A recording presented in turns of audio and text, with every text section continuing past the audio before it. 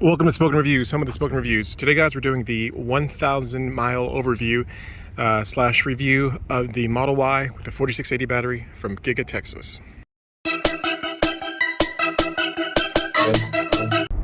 All right, guys, we just crossed the 1,000 mile mark on the 4680 Model Y from Giga Texas.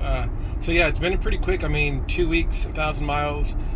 All right, guys, first things on the list, we'll talk about the build quality. So my Model Y coming out of Fremont, Texas, again, I have one of the Model Ys. It's lower. It's one of the first 1700s. It's actually like 16 blank on the VIN. So as far as build quality, it's been absolutely excellent. I found no issues the last 2 weeks. I've kind of gone through this car with a fine-tooth comb. No issues at all with the vehicle. So very, very happy and satisfied with the vehicle.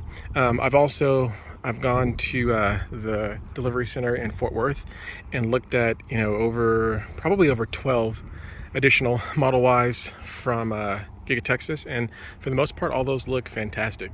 Now, with those, I didn't get a chance to look at the interior. I only looked at the exterior, but as far as the exterior, those were looking pretty fantastic, and I do have those videos up on the page. You can kind of see for your own eyes. A couple minor issues, but for the most part, what Tesla does is they do a 72-point inspection before they deliver the vehicle to you. So they leave the factory, have an inspection, but also when they get to the delivery center, they have another inspection. So overall, I mean, super happy with the build quality. All right, guys, let's have a real conversation about the range. So this Model Y with the 4680 batteries does come with 279 miles of EPA rated range if you charge to 100% battery, but if you charge to the 90% like you're supposed to charge to, expect to get 251, and that's according to the EPA ratings. But it all depends on like how you drive, right? So if you're driving and you're having fun and you're using the car like it should be used, expect to get around 200 miles range. But if you are being conservative and trying to extend the battery and you're going slow, and when I say slow, if you're going like 65, 70 miles per hour, that's when you're going to get better range. So if you're kind of babysitting it at 90% battery, expect to get 220 miles per range. But if you're having fun, expect to get around 195, 200 miles per range. To me, it's probably worth having fun and driving aggressive, simply because, I mean, honestly, you're going to stop at a supercharger anyway on a road trip. So unless you don't plan on stopping at a supercharger, the difference between having fun and driving boring is going to be, a couple extra minutes at the supercharger. So guys, I mean, you bought the car to have fun. If you want to get a boring car, you would have got a boring car. So drive it, to have fun.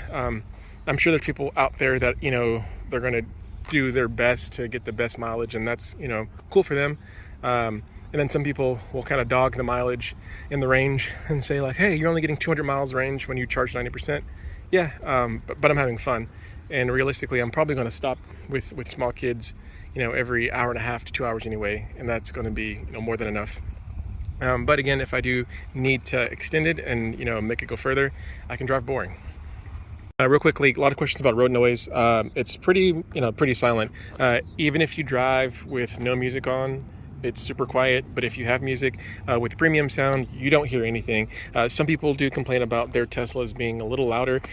With my Model 3 in 2019, I did experience a little bit more road noise. So I think it's a combination of just some more of the sound deadening material that's been put in there, and just some of the improved engineering.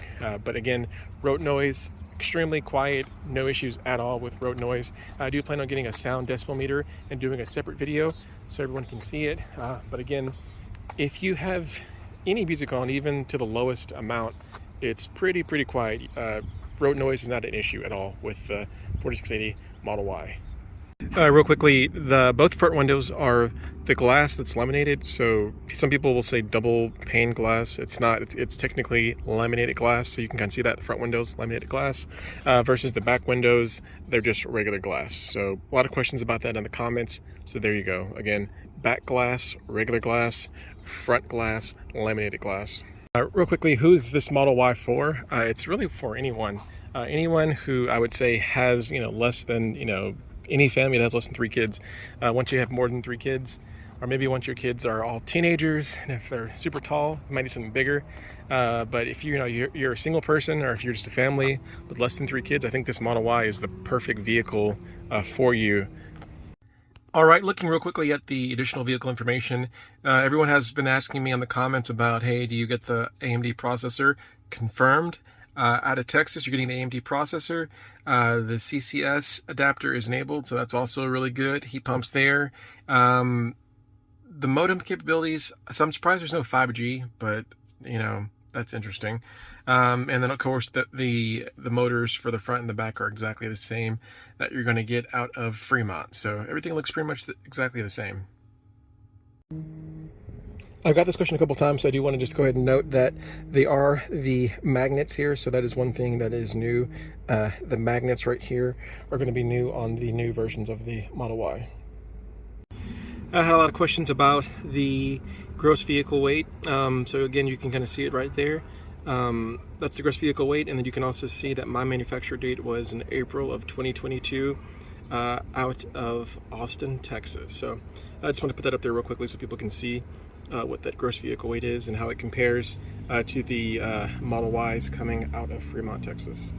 Another super small change is the carpeting here on the risers does go up versus the Fremont ones. It doesn't go up all the way, but I'm sure they're going to implement that pretty soon on the Fremont ones. All right, guys, so what I do want to point out is we do have the shelf. So the shelf is here, which is pretty cool. You can hide the stuff that you couldn't before. I'm sure that's going to be implemented across the board. Also, we're going to talk about the storage. So again, this is one of the largest double strollers out there. So again, people with families, it fits perfectly fine if you have a double stroller. Model Y fits great for families, and then there's still a ton of room for luggage because you have the bottom storage and also the front, and you also have other space right there. So plenty of space for families. I do want to talk about just the interior build quality. To me, the build quality has been excellent. No rattles. So a lot of people in the comments have asked me like, hey, do you have any rattles when you're at highway speeds? I've been, well over 80 miles per hour. I won't say how fast I've been. No rattles, no squeaks. I've moved everything. I've opened everything. I've looked everywhere in the vehicle, and it's been no issue. So as far as build quality on the exterior and the interior, I would give it a 10 out of 10. And guys, the big thing again, not only just saving gas, but saving maintenance, oil changes, all the other stuff. It's huge savings for the vehicle. Do the savings outweigh getting a cheaper gas vehicle? Probably not, if we're being honest. The most efficient, cost sensitive way to do it would probably be to get a gas hybrid. If you get a Toyota Camry, because I think those get 60 miles per gallon, that's probably the most cost efficient way to do it if you wanted to do it something like that. So again, are you going to save money with the Tesla? I mean, compare it to a BMW, yes. That's the kind of comparison. But is it are you going to save big money doing it? No. Just not no. But again, what you're doing is you are getting into the Tesla experience. It's a premium product. It's a premium experience. It's more convenient. Gas stations, you're not having to worry about, rising gas prices, things like that, right? For the most part, people's electric rates are pretty stable. So you kind of can plan your financial expenditures for fuel. So I mean, that's really what it's about. But again, I couldn't honestly say that yes, we're going to save money. Kind of some of the math that we were doing in our minds was for our Highlander, our payment is $550, and this payment is $850 for the Model Y, right? So we kind of figured, hey, if we can save $300 a month in gas, it kind of evens out. And right now we're going to do that easily. But when gas prices drop, the math is a little harder, right? So it just is what it is, right? There are cheaper vehicles out there that are quality vehicles, but as the world transitions, Tesla is the #1 producer of electric cars in the world. It's hard to describe how wonderful the experience is, and just what a pleasure it is to drive this vehicle. It's one of those things that the more you drive it, the more addicting it is. And even some of the small things, when I get out of my Toyota now, I almost forget to turn it off because I'm so used to this one just exiting and the vehicle turning off. So it's all that little small stuff that's just the small pleasures of having a Tesla that you don't realize you missed, you don't have it. So yeah. Well, guys, thank you for watching this quick 1,000 mile review of the Model Y 4680. Again, the vehicle's a wonderful vehicle. Highly recommend it for anyone out there looking for electric vehicles. It's amazing. Highly recommended. And if you can get your hold on really any Model Y, so whether it's a 4680 Model Y or if it's a Model Y from Fremont, whatever Model Y you can get your hold of, I would go for it.